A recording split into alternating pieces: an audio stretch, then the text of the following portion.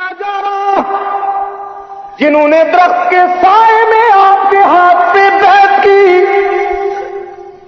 اب آپ بتائیے وہ درخت کتنا مبارک ہو سکتا ہے جس کی چھاؤں میں رحمت للعالمین بیٹھے, جس کی چھاؤں میں صدیق اکبر, جس کی چھاؤں میں بادشاہ عدالت فاروق اعظم, جس کی چھاؤں میں بادشاہ ولایت حضرت علی المرتضیٰ, جس کی چھاؤں میں 1400 صحابہ بیٹھے ہوں.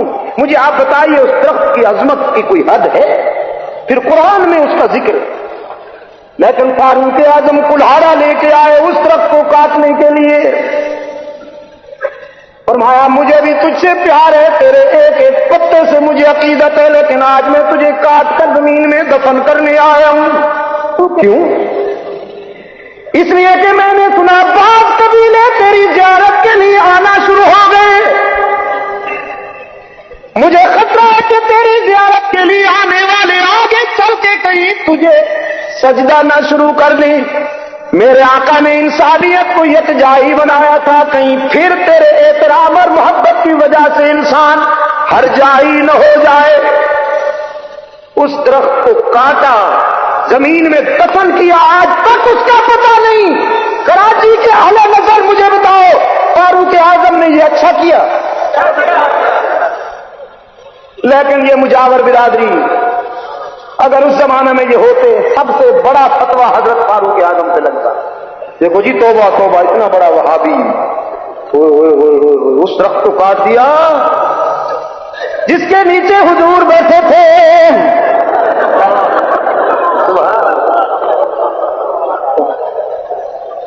جس کے چھاؤں میں حضرت صدیق اکبر نے ڈیرے لگائے تھے,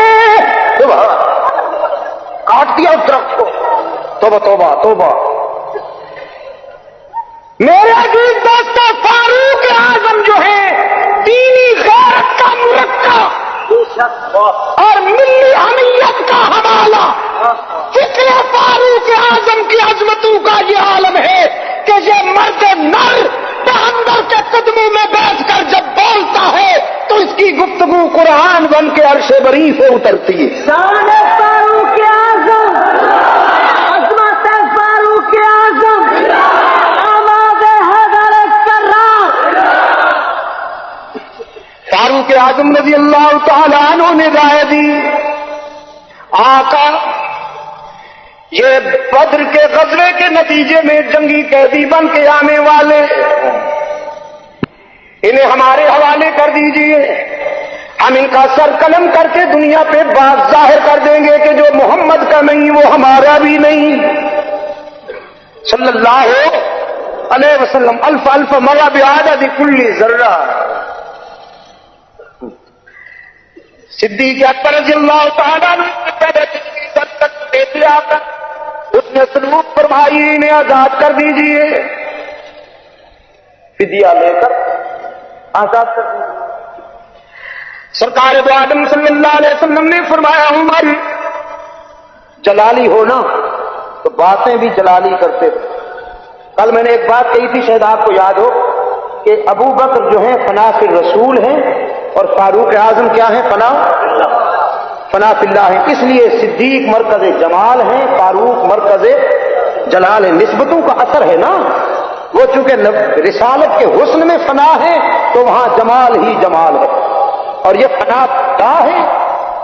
پریکٹیکل اگر آپ نے دیکھنا ہے تو حج کے موقع پہ مدینے والوں کو بھی دیکھ لیجئے گا, مکے والوں کو بھی دیکھ لیجئے گا.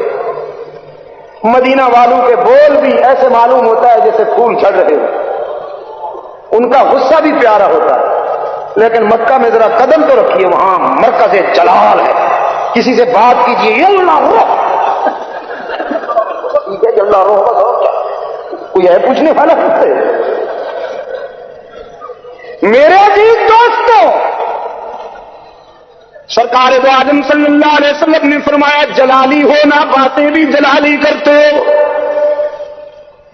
مجھے ابو بکر کی تجویز پسند آئی, میں انہیں آزاد کرتا ہوں. عرش بری سے قرآن آیا, ما کان لنبی ان یکون له اسری حتی یسخن فی الارض. میرے پیغمبر یہ بات کچھ موزوں نہیں لگی کہ اسلام کے دشمن مسلمانوں کے خون بہانے والے جب آپ کے سامنے آئے، جنہوں نے مسلمانوں کے بچوں کو سنگینوں پر لٹکایا، جنہوں نے سمیہ کو ٹکڑے ٹکڑے کیا، جن کی ظالمانہ کارکردگی کے نتیجے میں حضرت حمزہ سید الشہداء کے جسم کو 11 ٹکڑے ہونا پڑا، جن کے وحشیانہ اور آدم خور ذوق کے نتیجے میں خبیب کو انگاروں پر لٹایا گیا، بلال کے سینے پہ بھاری پتھر رکھے گئے، جنہوں نے ملت اسلامیہ کی بہو بیٹیوں کے سر سے دوپٹے اتارے، جنہوں نے مسلمانوں کا خون بہایا، آج ان کے خون سے بھی دھرتی کا سینہ رنگین ہونا چاہیے تھا۔ اگرچہ آپ نے آزاد کر دیا، لیکن میرے محبوب مجھے تیرے عمر کی غیرت سے اتفاق ہے۔ فاروق اعظم رضی اللہ تعالیٰ عنہ نے تجویز عرض کی، اللہ کے رسول، میری غیرت کا تقاضا ہے کہ آج کے بعد پیغمبر کی گھر والیاں بے پردہ ہو کے باہر نہ نکلا کریں۔ یہ غالباً سن 4 ہجری کا واقعہ، جب پردہ فرض اب ہے شاباش۔ اگر سعودی عربیہ میں تم بیٹھے ہوتے اور یہی کہتے نا نہیں ہے، سب کا گلا اڑ جاتا۔ وہ تو قرآن کا انکار کرتے ہیں۔ عملاً آپ نے بھی ٹھیک کہا کہ عملاً میں نے اس دن اسلام آباد سے کہا مائی ڈیئر، یہ بیگمات کو پردہ بھی کروائیے، یہ بھی اسلام ہے، یہ 3 من کی بیگمات کو آوارہ نہ چھوڑا کیجیے۔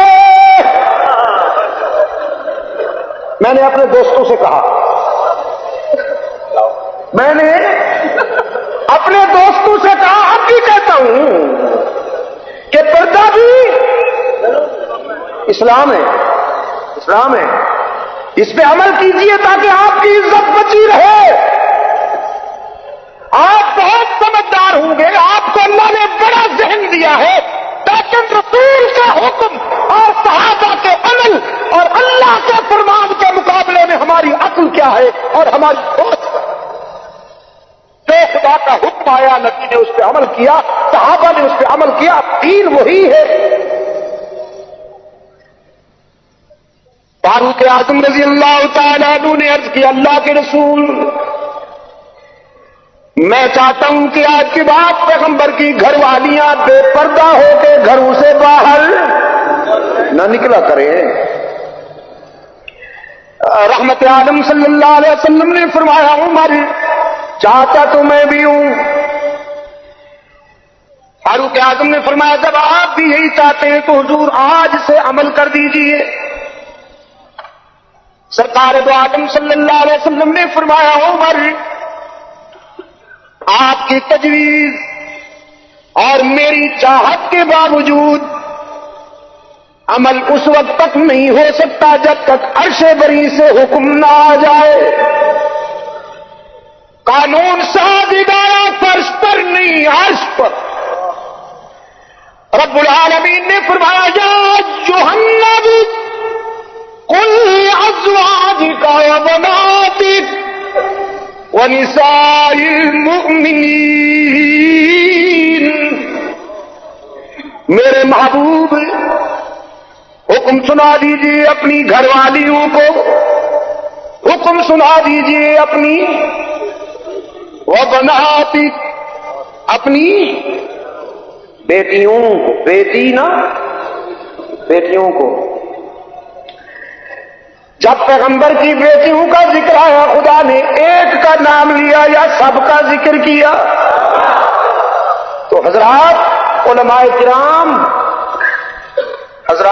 کرام، خدا را جمعہ کے خطبے میں چاروں بیٹیوں کا نام لیا کیجئے، حضور کی چاروں بیٹیوں کا نام لیا کیجئے۔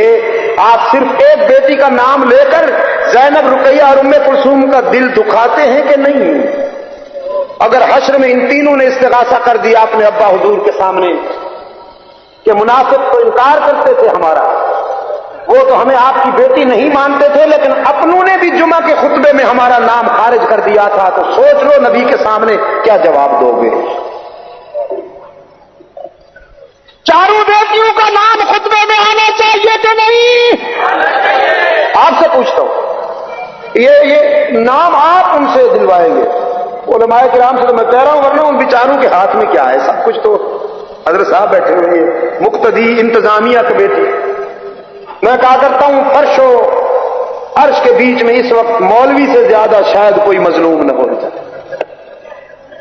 فیکٹری کا کوئی مزدور بھی اگر نکالا جائے تو اس کے پیچھے کوئی لوگ نام لینے والے ہیں، لیکن ایک مولوی ہی ہے بیچارہ۔ وہ شاہ جی فرمایا کرتے تھے سب کا خدا ایک ہے، لیکن امام بیچارے کے محلے میں کئی خدا ہوتے ہیں۔ جس کے باپ دادے نے بھی کبھی خدا کے سامنے سجدہ نہ کیا ہو، مولوی پہ شیر ہے جی میں بھی چندہ دینا مسجد میں وہ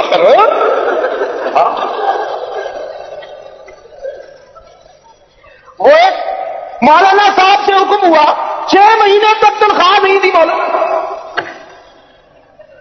6 مہینے کے بعد اکتا گئے مولانا، آخر بشری ضروریات ہوتی ہے، انسانی ضروریات ہوتی ہیں۔ مولانا نے کہا خدا کا خوف کرو، 6 مہینے سے تم نے میری تنخواہ روک رکھی ہے، میں بال بچوں والا آدمی ہوں، مجھے ضرورت پڑتی ہے، تنخواہ دو نا۔ انتظامیہ کمیٹی والا کو بڑا چالاک تھا، کہنے لگا مولانا کیونکہ فن نہیں ہے، کمی ہے، اور قرآن پاک میں وہ آیت آئی ہے نا ان اللہ مع الصابرین، تو بس آپ صبر کریں۔ اگر قرآن پہ آپ عمل نہیں کریں گے تو ہم کیسے کر سکتے ہیں؟ ہم تو گناہگار ہوتے ہیں۔ یہ ایسی آیتیں بڑی یاد ہوتی ہیں مجھے۔ پوچھا نا صاحب کچھ قرآن یاد کیا ہے؟ آخر آپ مسلمان ہیں۔ میں کہا جی بڑا قرآن یاد کیا ہے۔ قرآن پاک میں ایک جگہ آتا ہے کلو وشربو، کھاؤ پیو بس مزے کرو، یہ مجھے آتی ہے، یہ آیت آتی ہے مجھے۔ ایک جگہ قرآن پاک میں آئے ہیں لا تقربوا الصلاۃ، بھول کے بھی کبھی نماز کے قریب نہ جانا، یہ بھی مجھے آتی ہے۔ اور ایک جگہ قرآن پاک میں آیا ہے فانکحوا ما طاب لکم من النساء مثنی وثلاث ورباع، بس جس طرح تمہارا جی چاہے 2 2 3 3 4 4 نکاح کرو۔ اس نے کہا بس یہ آیت بھی مجھے آتی ہے اور خوب عمل کر رہا ہوں۔ مولانا سے کہا بھائی ان اللہ مع الصابرین پر آپ عمل کریں، اگر علماء لوگ عمل نہیں کریں گے تو پھر ہم تو گناہگار لوگ ہیں، دنیا دار لوگ ہیں۔ مولانا بھی کوئی بہت ہوشیار تھے، انہوں نے تیاری کر لی، سامان سمیٹ لیا۔ اس دن کی آخری نماز پڑھانے کے بعد مغرب کے بعد سامان اٹھایا، مقتدیوں سے کہنے لگے میں تو قرآن کی آیت پہ عمل کروں گا، صبر کر لوں گا، یہ 6 مہینے جو میں نے نمازیں پڑھائی تھیں وہ سب بے وضو پڑھائی تھیں، آپ ذرا دوہرا لیجئے، خدا آپ کو خوش رکھے۔ مولوی بیچارہ مظلوم جن، ان کے صدقے جاؤں بیچارے جو دور کھڑے اندھیرے میں۔ یہ میری متاعظ نہیں، اللہ آپ کی عظمتوں کو نظر بد سے بچائے۔ میرے عزیز دوستو، آپ کے بعد یہ بھی وعدہ کرو کہ جمعے کے خطبے میں اپنے عالم سے، اپنے خطیب سے آپ درخواست کریں گے کہ حضرت چاروں بیٹیوں کا نام لیا کیجیے، اور حضرت سیدہ فاطمہ رضی اللہ عنہا سے پہلے حضرت زینب، حضرت رقیہ، حضرت ام کلثوم کا نام اتنی اونچی آواز سے اور ٹھہر کے لیا کیجیے کہ ہفتے کے بعد مسجد آنے والا تاجر بیچارہ سنی ذہن میں بٹھا کے جائے کہ حضور کی کوئی بیٹی زینب بھی ہے، حضور کی کوئی بیٹی رقیہ بھی ہے، حضور کی کوئی بیٹی ام کلثوم بھی ہے۔ علماء سے درخواست کرو، درخواست کہہ رہا ہوں، کہیں کچھ اور نہ سمجھ لینا۔ فرمایا کل ازواجک و بناتی، میرے محبوب اپنی گھر والیوں کو بھی کہہ دیجیے، اپنی بیٹیوں کو بھی۔ اور اب اس کی رحمت نے چاہا کہ فاروق اعظم کی تجویز کی روشنی قیامت تک امت کے ہر گھرانے میں پہنچے۔ رب العالمین نے فرمایا کل ازواجک و بناتک و نساء المؤمنین، اپنی بیویوں بیٹیوں کو اور امت کی ماؤں بہنوں بیویوں بیٹیوں کو میرا یہ حکم سنا دیجیے کہ جب انہیں گھر سے باہر جانا پڑے یدنین علیہن من جلابیبہن، اپنے چہرے چادروں سے ڈھانپ لیا کریں، اس لیے کہ ان کا بے پردہ ہو کے گھروں سے باہر نکلنا فرش پر تیرے عمر کی غیرت برداشت نہیں کرتی تو عرش پر تیرے خدا کی غیرت بھی برداشت نہیں کرتی۔ کراچی کے دوستوں، فاروق اعظم کی غیرت قرآن بن گئی کہ نہیں؟ التجا کی، اپنے آقا کے سامنے التجا کی کہ مقام ابراہیمی پر سجدہ کرنے کو جی چاہتا ہے، ابراہیم علیہ السلام کے سجدوں کی تقدیم کرنے کو جی چاہتا ہے، اور رحمت عالم صلی اللہ علیہ وسلم نے فرمایا عمر جی تو میرا بھی چاہتا ہے کہ ابراہیم میرے دادا ہیں، جس طرح میں نے تجھے خدا سے مانگا میرے دادا ابراہیم نے بھی مجھے خدا سے طلب کیا۔ عمر فاروق اعظم رضی اللہ تعالیٰ عنہ نے عرض کیا اللہ کے رسول آئیے، آپ مقتدی، آپ امام بن جائیے، میں اقتدا کرتا ہوں، مل کے یہاں نوافل ادا کریں۔ اللہ کے رسول صلی اللہ علیہ وسلم نے فرمایا عمر خدا کے گھر کے سامنے مقام ابراہیمی پر خدا کو سجدہ بھی اس وقت تک ہم نہیں کر سکتے جب تک اس کی طرف سے اجازت نہ آئے۔ سمجھا کچھ آپ نے؟ خدا کے گھر کے سامنے خدا کو پیغمبر سجدہ اس وقت تک مقام ابراہیمی پر نہیں کر سکتا جب تک اللہ کی طرف سے اجازت نہ آئے۔ اور یہاں کا فنکار کوئی اٹھتا ہے اپنی مرضی کا کلمہ بنا لیتا ہے، کوئی اٹھتا ہے وہ اپنی مرضی کا درود و سلام بنا لیتا ہے، کوئی اٹھتا ہے وہ اپنی مرضی کی اذان بنا لیتا ہے۔ جی کیا حرج ہے، آخر بزرگ ہیں یہ بھی۔ میرے عزیز دوستو، جن لوگوں نے مدینہ منورہ کی مسجد سے بلند ہونے والے اذان کے مقابلے میں کوئی دوسری اذان گھڑ لی، آپ مجھے بتائیے وہ پیغمبر کے دوست ہو سکتے ہیں؟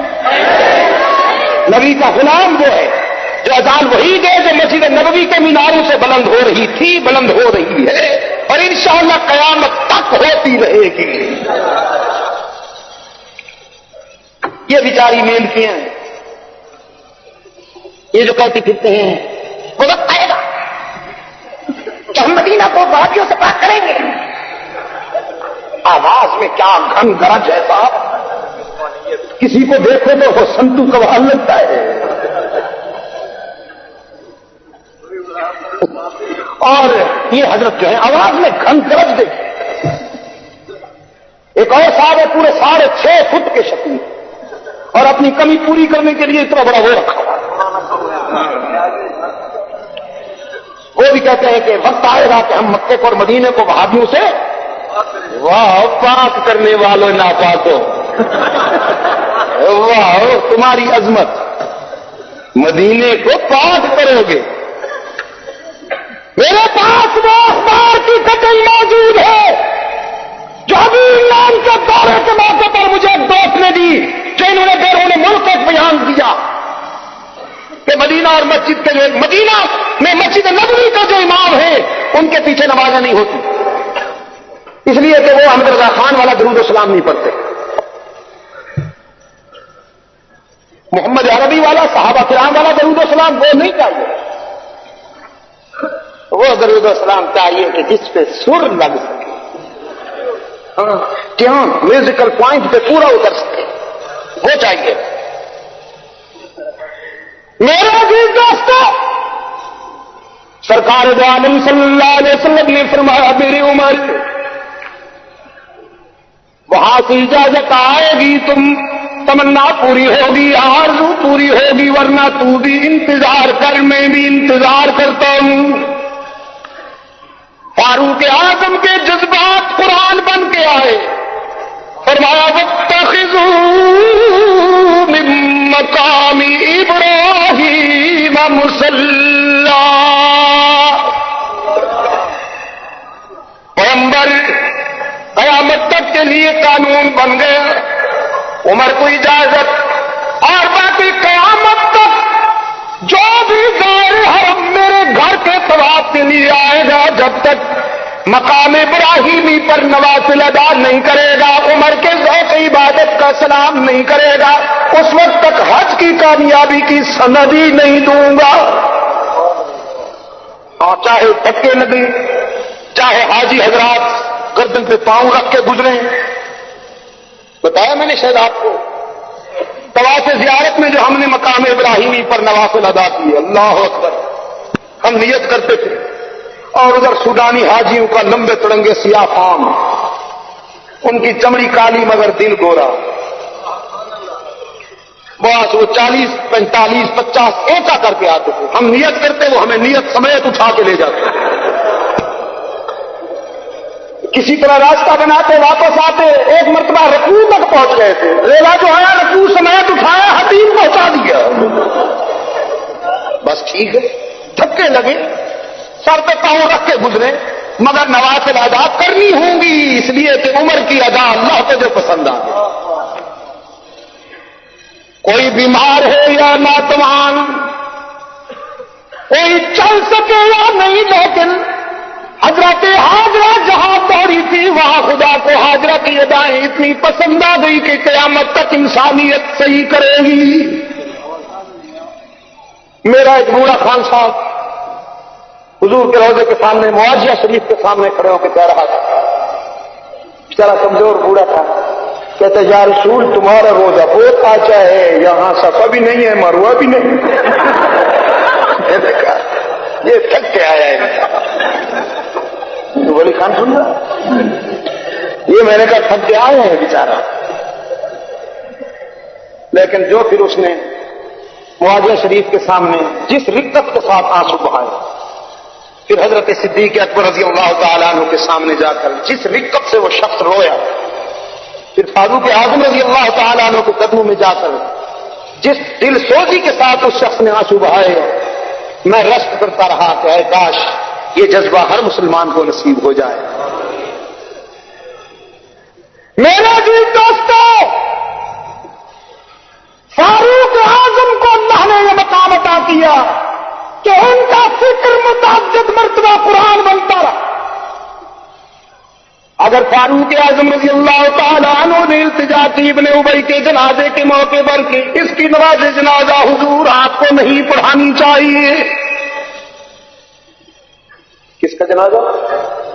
ابن ابی. جانتے ہو ابن ابی کو؟ کیا اس دن وہ کیا کہہ رہے تھے؟ ہاں اونچی آواز سے. اچھا, دنیا کا پہلا.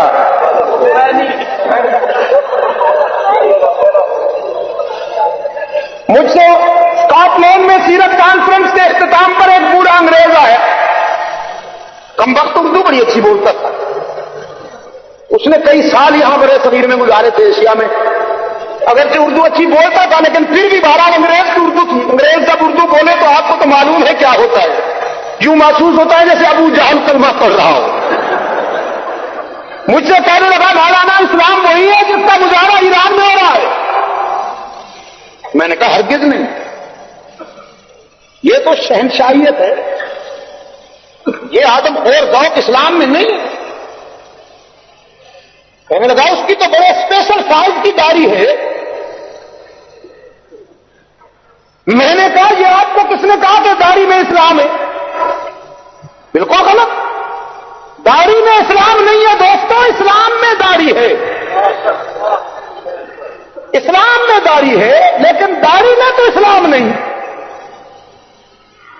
میں نے کہا اگر آپ نے اسلام کے ذوق کا مطالعہ کرنا ہے اور اسلام کے مزاج کو دیکھنا ہے تو سن 8 ہجری کو فاتح بن کر اسلام کے قائد اعظم صلی اللہ علیہ وسلم کی آمد کو دیکھیے کہ جب دنیا کفر کے بڑے بڑے سماجی دنیا شرک کے آدم خور عناصر کا کا یتیم 10,000 قدسیوں کا لشکر لے کے مکہ آ پہنچا ہے، ہماری تو آج ٹکا بوٹی کر دی جائے گی. لیکن رحمت عالم صلی اللہ علیہ وسلم نے فرمایا لا تثریب علیکم اليوم، آج میں تمہارے لیے وہی بات کہتا ہوں جو میرے بھائی یوسف نے کنویں میں ڈالنے والے بھائی اسے کہی تھی. انتقام کی آگ میں جھونکنے کے لیے نہیں آیا، میں تم سے بدلہ لینے نہیں آیا. آج محمد عربی تمہیں معاف کرنے آیا ہے، میں تو رحمت کے پلو میں تمہیں چھپانے آیا ہوں. میں نے کہا اسلام یہ ہے، یہ اسلام ہے. روزانہ جب تک 200 250 150 آدمیوں کو گولی نہ مار دے کھانا ہی ہضم نہیں ہوتا. آج کل چلہ کاٹ رہے، واہ چلہ. پہلے کہتا تھا جب میں توجہ کرتا ہوں تو امریکہ کے جہاز فنا ہو جاتے ہیں، توجہ یہاں کرتا ہوں اور وہاں فنا ہو جاتے ہیں، عراق کی اینٹ سے اینٹ بچ جاتے ہیں. اور ہمیں آنکھیں دکھائیں کہ بھارت کی فوج اگر میدان میں اتری تو ایران کی انقلابی فوجیں بھارت کی فوج کے دوش بدوش لڑیں گی. آج کل جان بچانے کے لیے چھپتا پھرتا ہے، کبھی ادھر کبھی اس گھر میں کبھی اس گھر میں، 4-5 گھنٹے سے زیادہ کہیں نہیں رہتا. چلہ حضرت کاٹ رہے ہیں. ہاں ابن ابی مرنے لگا. کون؟ اپنے بیٹے سے کہا کہ میری وصیت ہے، مجھے کفن بھی نبی کے کرتے سے دیا جائے، میری نماز جنازہ بھی حضور پڑھائیں. ابن ابی کے بیٹے نے بارگاہ نبوت میں اپنے باپ کی وصیتیں عرض کی. سرکار دو عالم صلی اللہ علیہ وسلم نے فرمایا اگرچہ تیرے باپ نے میرا دل دکھانے میں کوئی کمی نہیں کی، لیکن آج میں شفقت کا مظاہرہ کروں گا. اگر تیرے باپ کے خیال کے مطابق میرے کرتے سے کفن دینے پر اس کی جہنم جنت میں بدل سکتی ہے تو لے جاؤ میرا کرتا، اور اگر میری نماز جنازہ پڑھانے سے اس کی اخروی بربادی آبادی میں بدل سکتی ہے تو تیاری کرو، نماز جنازہ بھی پڑھانے کے لیے آ رہا ہوں. نماز جنازہ کی تیاری ہو گئی. سرکار دو عالم صلی اللہ علیہ وسلم نماز پڑھانے کے لیے آگے بڑھے. فاروق اعظم فرتے غیرت میں آنکھیں سرخ اور آگے بڑھ کے عرض کرتے ہیں آپ کس کی نماز جنازہ پڑھا رہے ہیں؟ آپ جانتے ہیں نا یہ کون ہے؟ رحمت عالم صلی اللہ علیہ وسلم نے فرمایا عمر اچھی طرح جانتا ہوں، بہت اچھی طرح جانتا ہوں. نبی کے جواب سے فاروق اعظم نے سمجھ لیا. اچھا رضاکار وہی ہوتا ہے نا جو قائد کے اشاروں کو بھی سمجھ جائے، قائد کے لہجے کو بھی پرکھ جائے. سمجھ گیا فاروق اعظم کہ میرے قائد نے اپنے دشمن کو معاف کرنے کا فیصلہ کر لیا ہے. اب عرض کرتے ہیں میرے آقا اس کی ساری زیادتیاں معاف کر دیجیے، لیکن اس سنگ دل کا وہ ظلم تو قابل معافی نہیں جو اس نے مریم اسلام ام المؤمنین مخدومۃ المسلمین سیدۃ النساء اہل الجنہ حضرت عائشہ صدیقہ پر الزام لگائے. ہماری مادر محترمہ کئی راتیں خون کے آنسو روتی رہی. اگر آپ اس کی نماز جنازہ پڑھائیں گے تو عائشہ کی غیرت پہ کیا گزرے گی؟ حبیب کبریا صلی اللہ علیہ وسلم نے فرمایا عمر تم غیرت کی باتیں کرتے ہو، میری رحمت کا تقاضا ہے کہ میں نماز جنازہ پڑھاؤں. جواب فیصلہ کن تھا. فاروق اعظم رضی اللہ تعالیٰ عنہ ہٹ گئے، نماز جنازہ ہو گئی اور جبرائیل امین پہنچ گئے. فرمایا لا تصلی علی احد منہم مات ابدا. میرے محبوب آج محسوس نہ کرنا مجھے آپ کے عمر کی غیرت سے اتفاق ہو گیا. عمر نے تو اس اکیلے کی بات کی نا، اور میری غیرت کا تقاضا یہ ہے کہ اس پارٹی میں سے عائشہ کے دشمنوں میں سے اگر کوئی بھی مر جائے اس کی نماز جنازہ آپ پڑھائیں. نہ عمر کی غیرت برداشت کرتی ہے، نہ عمر کے خدا کی غیرت برداشت کر سکتی ہے. نماز جنازہ پڑھانا تو بڑی بات. منافق کی قبر سے گزرتے ہوئے اس کے لیے دعا مغفرت کرنا اور رکنے کی بھی اجازت نہیں. جو عائشہ کے دشمن ہیں وہ اس قابل نہیں ہیں کہ پیغمبر ان کی نماز جنازہ پڑھائے یا ان کی مغفرت کے لیے دعا کرے، اس لیے کہ یہ لا علاج ہے. کراچی کے روشن ضمیروں، پڑھے لکھے دوستوں، اپنے ضمیر سے پوچھ کر ذرا مجھے بتاؤ، ابن ابی کو حضور کے کرتے سے کفن دیا گیا. ابن ابی کی نماز جنازہ حضور نے پڑھائی، اس کی نجات ہو گئی؟ نہیں ہوئی نا. معلوم ہوا کہ اگر دامن خالی ہو تو پیغمبر کا کرتا اور نبی کا نماز جنازہ پڑھانا بھی کام نہیں آتا. اور یہاں یار لوگوں نے بزرگوں کی قبروں سے مٹی اٹھا اٹھا کر تبرک. میں ایک بزرگ کی قبر پہ گیا، جاتے ہیں ہم بھی الحمدللہ، ہم بزرگوں کی قبروں پہ جاتے ہیں، جانا چاہیے، سنت رسول ہے، حضور اکرم صلی اللہ علیہ وسلم کا حکم ہے. میں جب لاہور جاتا ہوں کوشش کرتا ہوں کہ حضرت علی حجویری رحمۃ اللہ علیہ کے مرکز پہ جاؤں. اسی طرح پر بحمدللہ تعالی مجاہد ختم نبوت حضرت میر علی شاہ صاحب گولوی رحمۃ اللہ علیہ کی قبر پہ بھی جاتا ہوں. مجھے ان سے پیار ہے، اس لیے کہ ان کے کردار میں تحفظ ختم نبوت کا جو ایمان افروز جذبہ ہے. اگر مجھے میر علی شاہ صاحب گولوی رحمۃ اللہ علیہ کے پاؤں کا جوتا مل جائے تو سر پہ تاج سمجھ کر رکھ جاتا ہوں. ایک جگہ پر میں گیا، وہاں میں نے دیکھا کہ پہلے دیکھنے سے پہلے تو مجاور صاحب اٹھے. انہوں نے سمجھا کہ بھئی ماشاءاللہ کوئی اچھا گاہک آ گیا.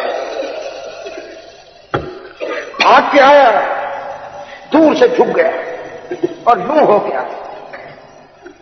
میں نے کہا بابا بات سنو، تمہیں ایک بل پڑے یا درجنوں بل پڑے کچھ نہیں ملے گا. ہمارے پاس تعویذ گنڈا فروشی کا حرام کا مال نہیں ہے. اب جو میں نے دیکھا بزرگ کی قبر کے اوپر لپائی والا حصہ تو اندر سے خالی. میں نے کہا میاں یہ اندر سے کہاں گئے؟ کہتا ہے لوگ تبرکن اٹھا کے جاتے ہیں، یہ مٹی تمہارے منہ میں پڑتی ہے. ہم بزرگوں کی تعلیمات پر عمل کرنے کی کوشش کریں گے، ہم بزرگوں سے محبت کریں گے، ان کے کہنے پر عمل کریں گے. جیسے اللہ والوں نے ساری زندگی یکجائی بن کے گزار دی، اللہ والوں نے ایک لمحہ بھی ہرجائی بن کے نہیں گزارا. ان کی زندگی کا ایک ایک قدم اللہ کی توحید کو بیان کرنے میں اور اس کی توحید بیان کرنے کے سلا میں مار کھانے میں گزرا. اور ان کا بزرگوں کا نام لے لے کر مال کھانے میں گزرا. بزرگوں نے مار کھائی اور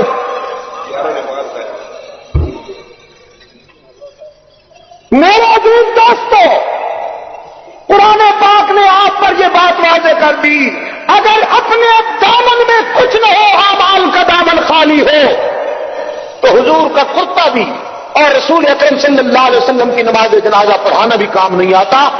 سب سے بڑی بات یہ کہ جس سینے میں صدیقہ کائنات کا بغض ہو اس کی نجات ہو ہی نہیں سکتی. میں عرض کر رہا تھا آپ کی خدمت میں کہ فاروق اعظم رضی اللہ تعالیٰ عنہ فکر اتنا بلند کہ قرآن بنتا گیا. فتوحات کا جو عالم کہ اسلامی انقلاب میں فتوحات کی رفتار فاروق اعظم کے دور خلافت میں یومیہ 200 میل ہے. اسلامی فوجیں ہر محاذ سے فاتح بن کے آتی ہیں، فاتح بن کے آتی ہیں. اصلاحات کا یہ عالم ہے. فاروق اعظم رضی اللہ تعالیٰ عنہ نے عدلیہ کا محکمہ قائم کر کے ہمیشہ عدلیہ کو انتظامیہ سے علیحدہ رکھا، یہاں تک کہ کبھی کبھی عدالت کے سامنے خود پیش ہوئے. پولیس کا محکمہ جاری کیا، پولیس والوں فاروق کو سلام کرو. یہ پولیس کا محکمہ فاروق اعظم نے جاری کیا، لیکن یہ رشوت کا محکمہ فاروق اعظم کا جاری کیا ہوا نہیں ہے، یہ مسٹر ابلیس کی فیکٹری ہے. لیکن رشوت کے ساتھ یہ بھی کہتا جاؤں کہ آپ ان بیچاروں کی سفید پوشی کو ملحوظ رکھتے ہوئے جب تک ان کی ضروریات کے مطابق تنخواہ نہیں دیں گے اس وقت تک کہتے رہیے کلاہما فی النار کلاہما فی النار، لیکن تنگ آمد بجنگ کادل فقر و یکون کفتا. اگر وہ رشوت لیں گے تو اس کا ثواب حضرت کو بھی پہنچے گا، صوفی صاحب کو.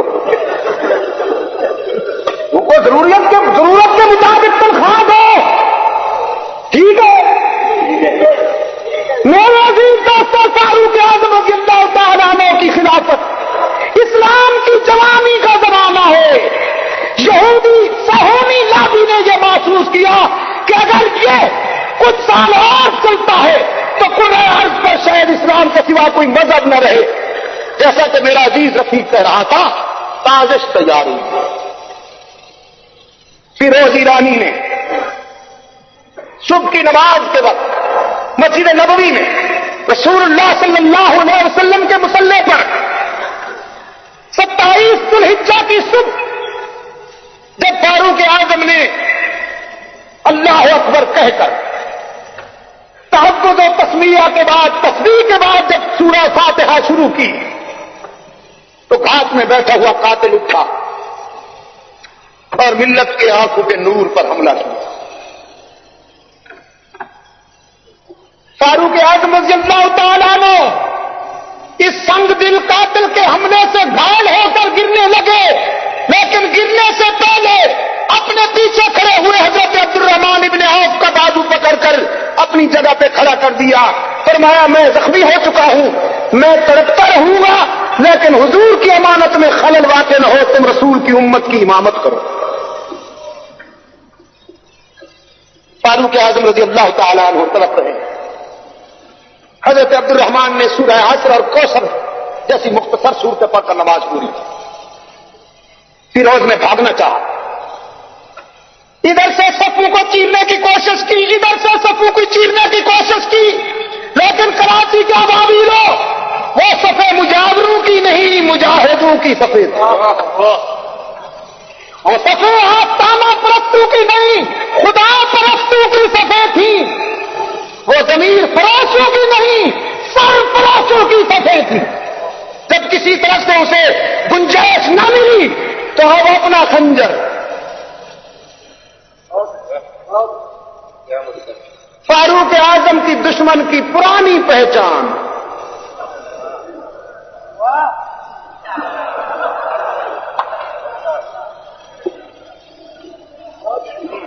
کچھ سمجھ میں آ رہی ہے؟ پرانی پہچان حضرت فاروق اعظم رضی اللہ تعالیٰ عنہ کے قاتل کی کہ وہ اپنے خنجر سے اپنا کام تمام کرتا ہے. اب فاروق اعظم رضی اللہ تعالیٰ عنہ کیا لائے گے؟ پوچھا مجھ پہ حملہ کرنے والا کون ہے؟ اب آپ نے بتایا فیروز مجوسی ایرانی. کون؟ فیروز. فاروق اعظم کے قاتل کا نام کیا ہے؟ آپ بھی اپنے بچوں کا نام فیروز رکھتے ہیں؟ اب بس کرو، جانتا ہوں.